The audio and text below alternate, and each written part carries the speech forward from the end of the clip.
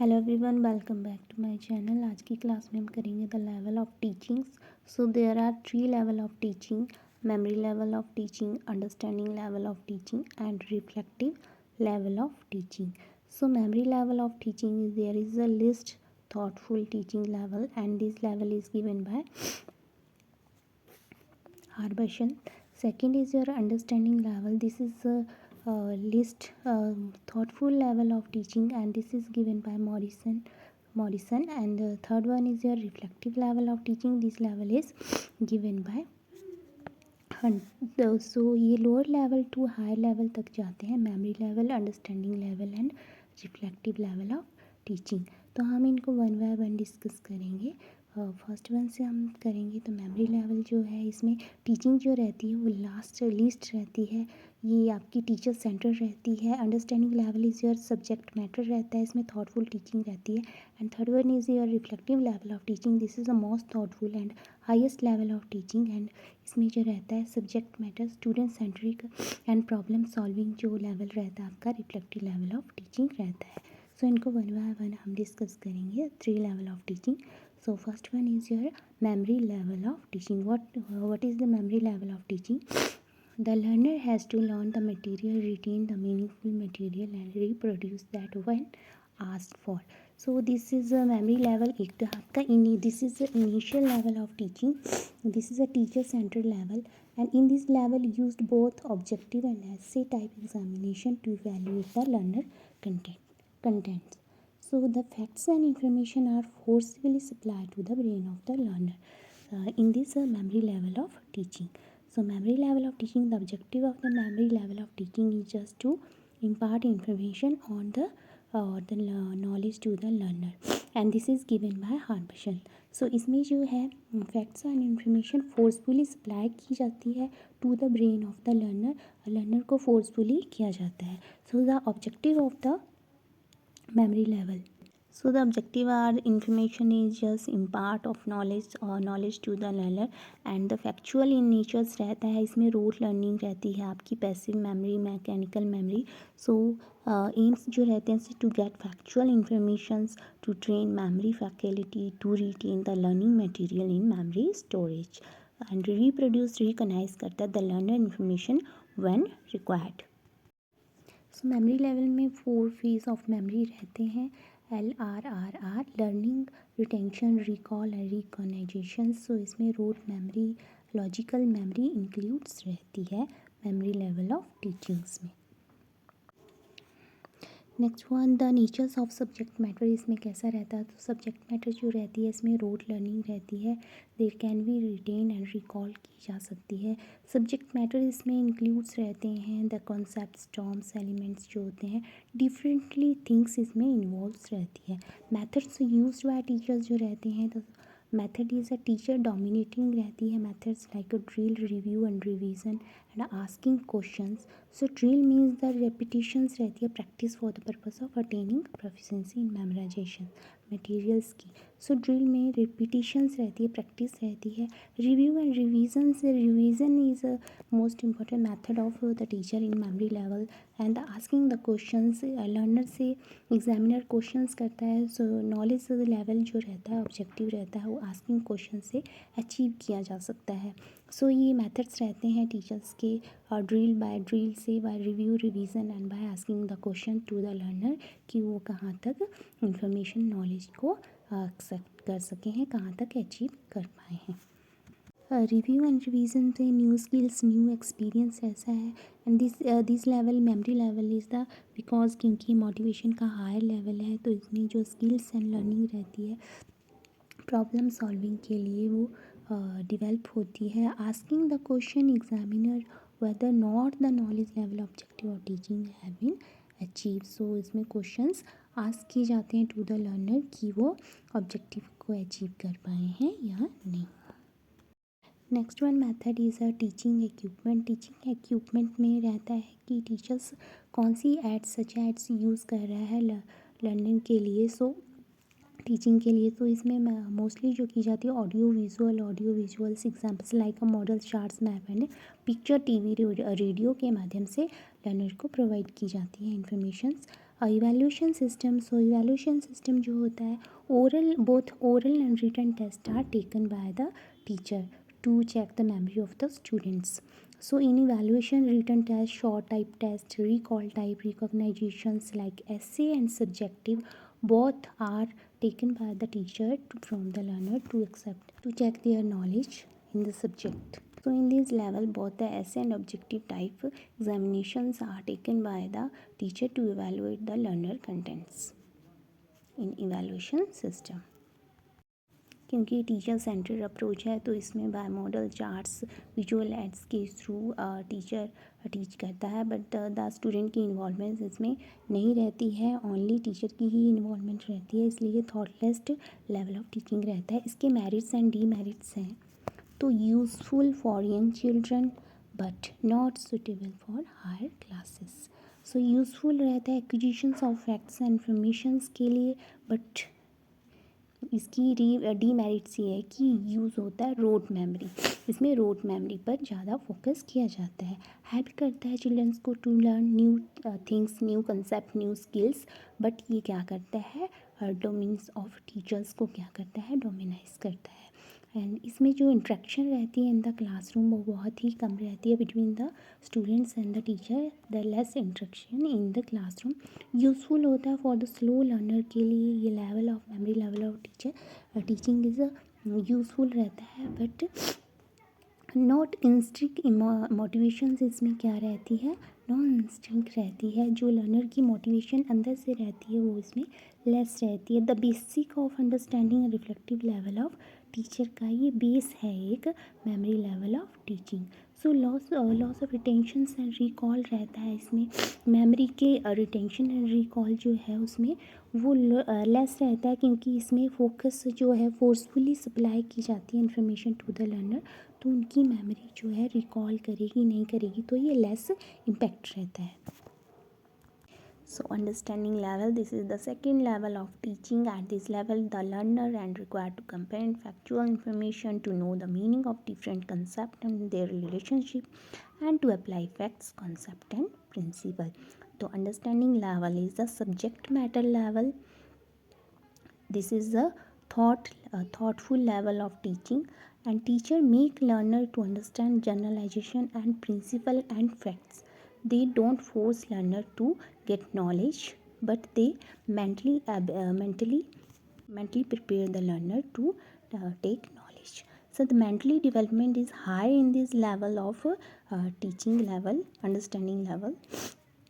Teacher try करता है more and more opportunity to develop the intellectual behaviour of the learner. So understanding level of teaching imply to know the meaning of the things and concept, to interpret some relationship, to comprehend the facts, and to inform one things from some others. At this level, the learner required to comprehend factual information, to know the meaning of different concept and their relationship, and to apply facts and concept and principle.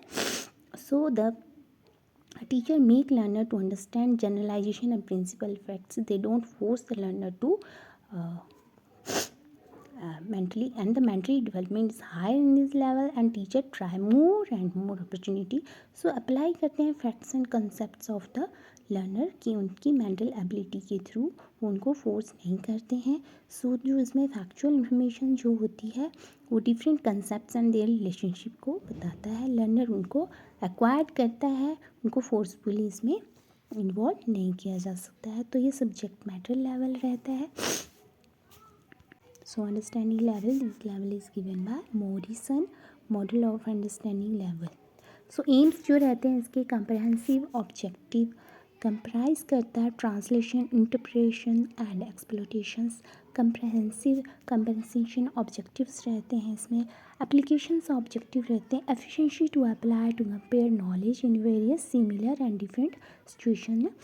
सो इसमें जो objectives जो होता है वो similar and different situation में apply किए जाते हैं. अंडरस्टैंडिंग ऑब्जेक्टिव रहते हैं इसमें, क्योंकि प्रिटेंड करता है to understand the instructional message by means of interpretations like classifying, summarizing, comparing and explaining. Understanding जो level रहता है वो हाई रहता है. ऑब्जेक्टिव रहता है इसका to understand by by clarifying, by explaining. Applications objective रहता है इसमें, include proper procedure for executing and implementing the use of generalise and rules and principle is.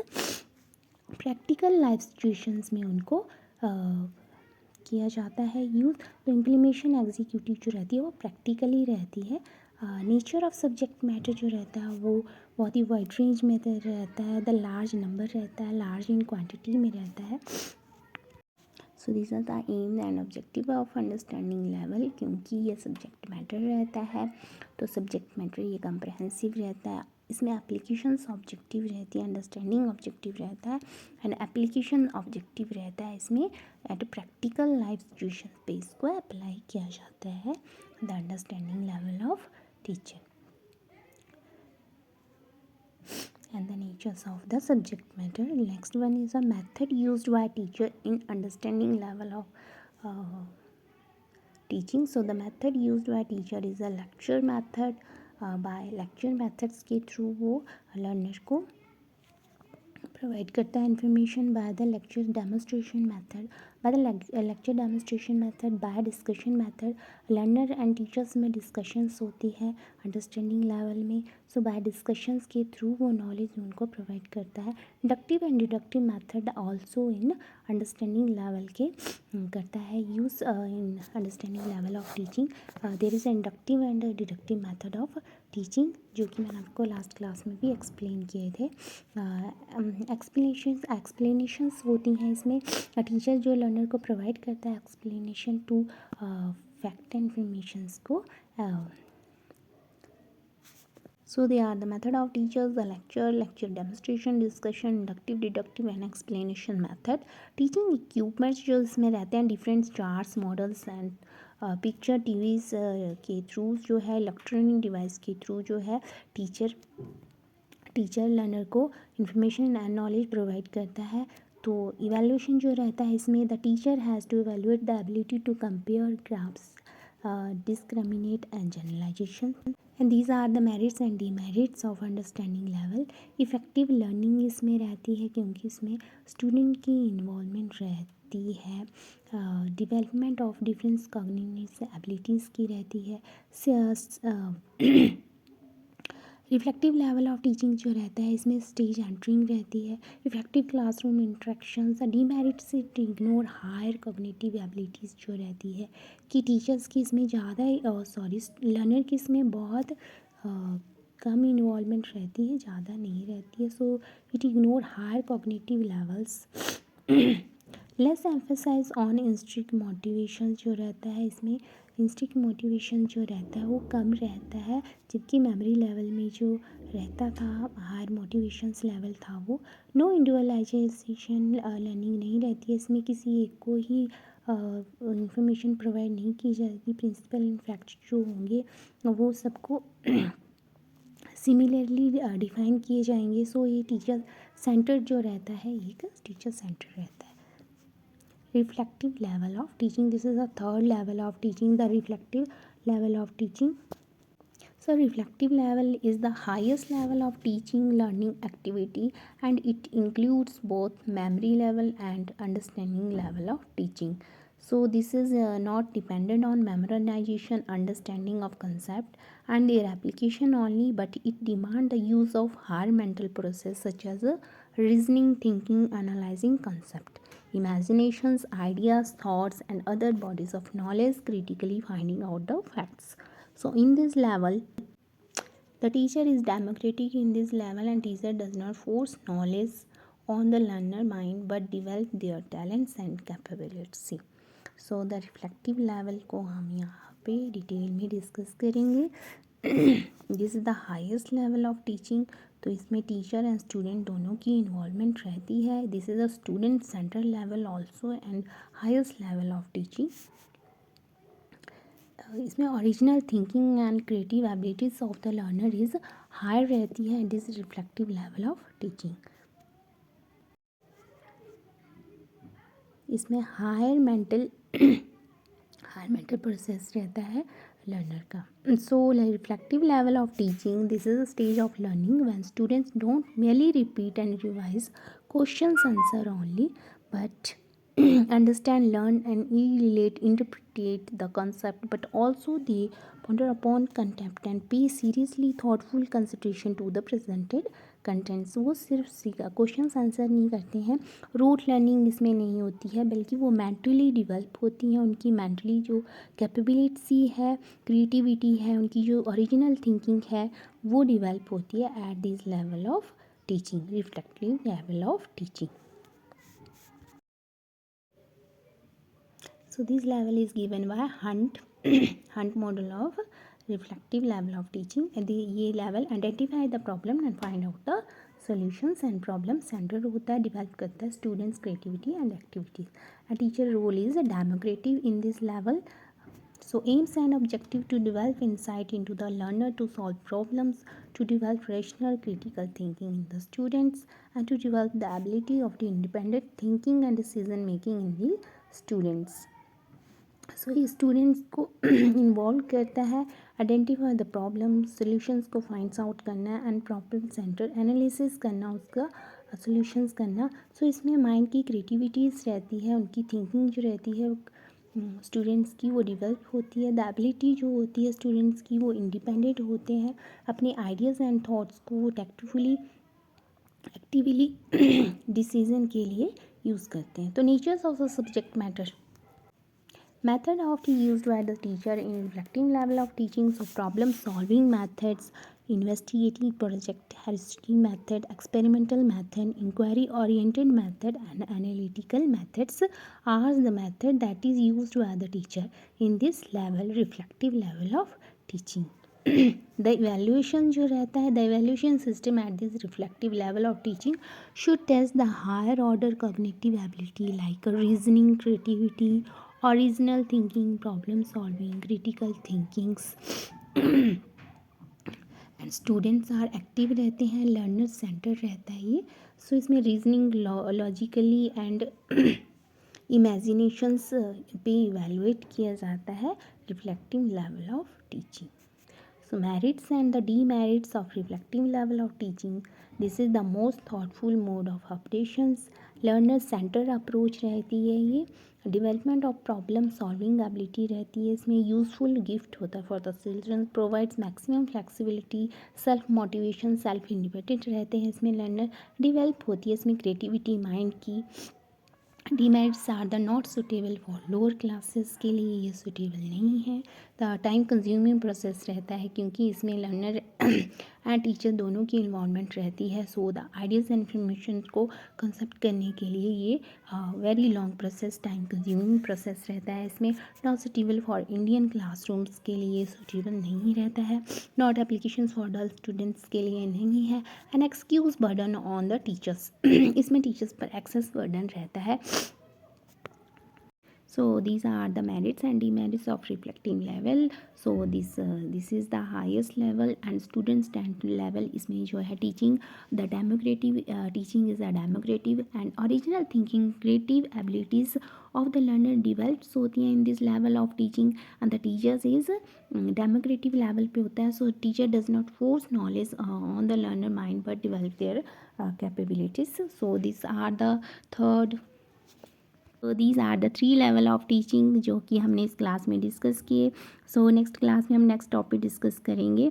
So these are the memory level, understanding level, the reflective level of teaching जो कि हमने आज की class में discuss किए। Thank you for watching.